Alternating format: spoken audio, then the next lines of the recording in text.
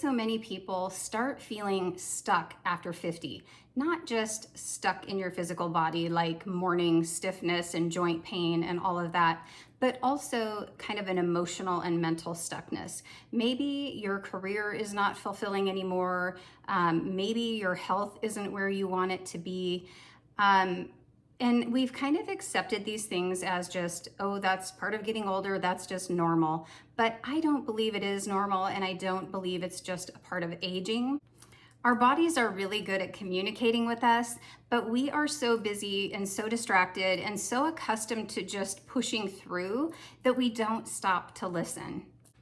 In my experience, one of the most overlooked places that I would begin looking is the liver.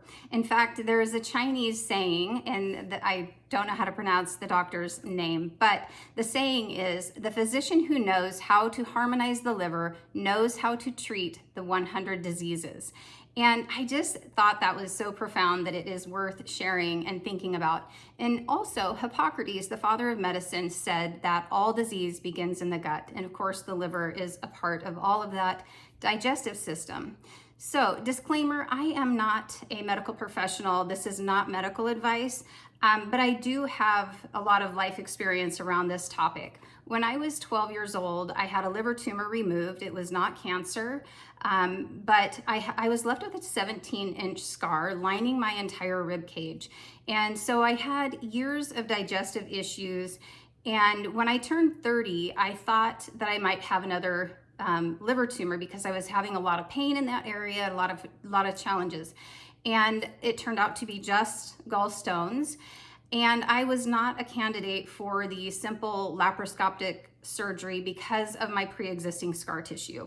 So it gave me a chance to kind of pause, research, and decide how I wanted to proceed. Now, I did not go forward with surgery. I did make a whole video about what I did instead, and I will link that video in the description below if you're interested in that. What I've learned through my years of study is just how important the liver is. It has like 500 functions that it does for our bodies, but it's very tied into our hormones, our digestion, our metabolism, and so much more.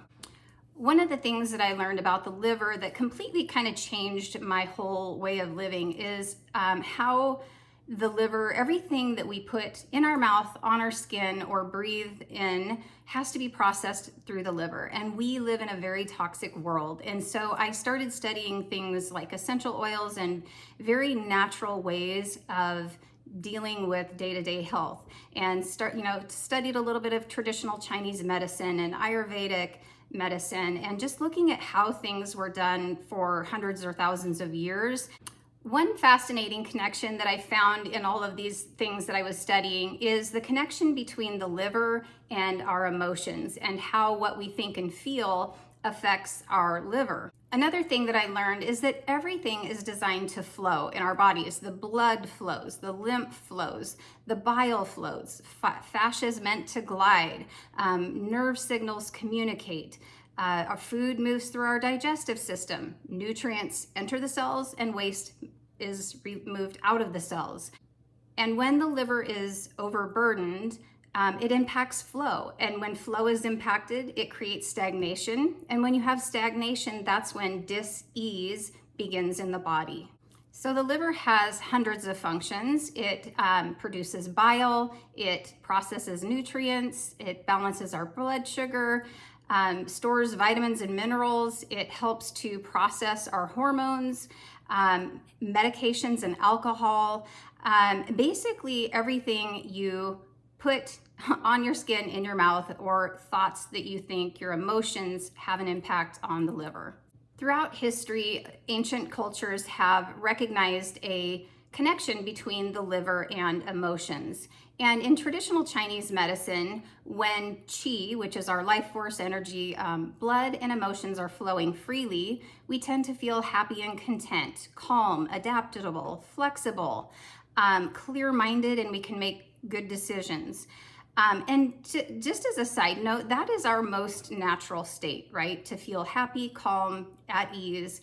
And according to traditional Chinese medicine, when stagnation in the liver system can contribute to symptoms and imbalance in the body.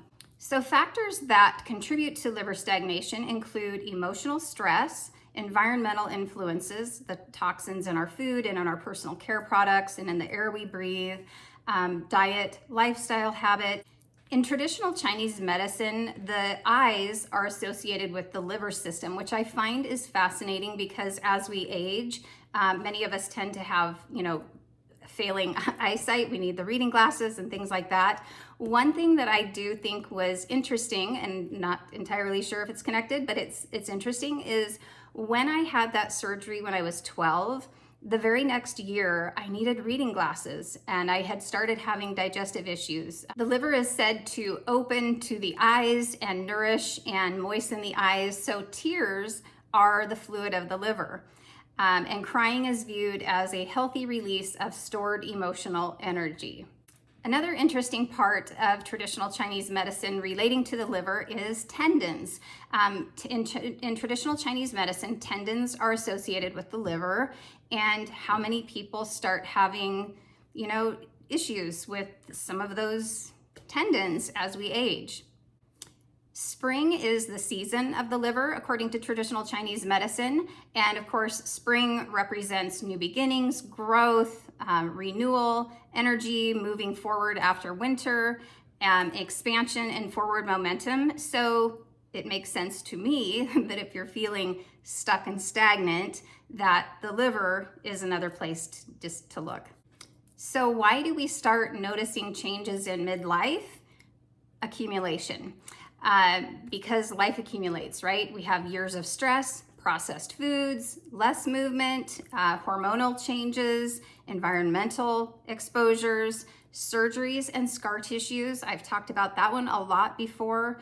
And poor sleep. All of those things affect our liver. So let's talk a little bit about restoring flow. And I have done other videos where I talk about detoxes, cleanses, supplements and essential oils that I use and different things that I use to support my liver.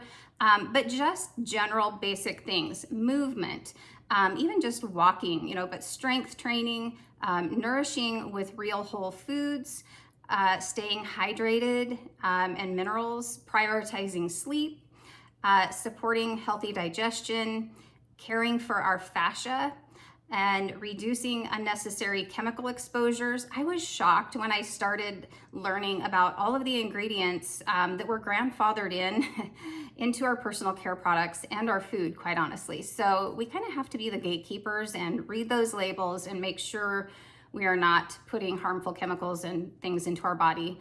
And then making time for joy and not just shoving our emotions off to the side, but sit with them, look at them and understand why they're bothering you and kind of work through that. I think, we can't just bury things because what we bury tends to kind of grow sometimes, but really prioritizing joy and happiness and just the things that make you smile.